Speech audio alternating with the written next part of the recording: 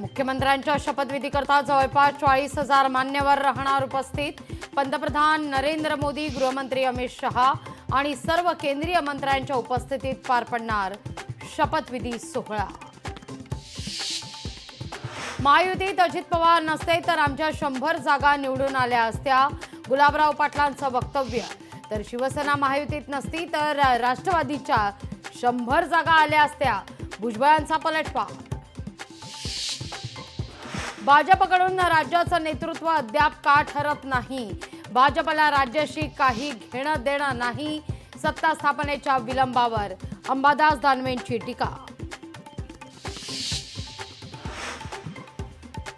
महायुतीत गृहमंत्री पदावरून पेच नाही, मोदी शहा बाहेरच्या कॉन्फरन्समध्ये व्यस्त असल्यानं विलंब, शपथविधीच्या विलंबनावरून भुजबळांची माहिती। ठाकरे सोबत असते तर जास्त जागा निवडून आल्या असत्या, दानवेंचं विधान। सोबत असताना तुम्हाला आम्ही नको होतो, दानवेंच्या वक्तव्याला राऊतांचं प्रत्युत्तर। देशाची लोकसंख्या 150 कोटी, देशात अजून किती लोकसंख्या वाढणार, देशात रोजगार आहेत का, संजय राऊत यांनी उपस्थित केलाय सवाल।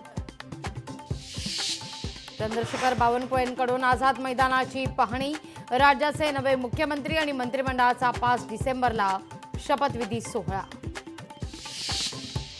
केंद्रीय निरीक्षक म्हणून विजय रुपाणी आणि निर्मला सीतारामन यांची नियुक्ती, दोनही नेते उद्याच महाराष्ट्रात होणार दाखल।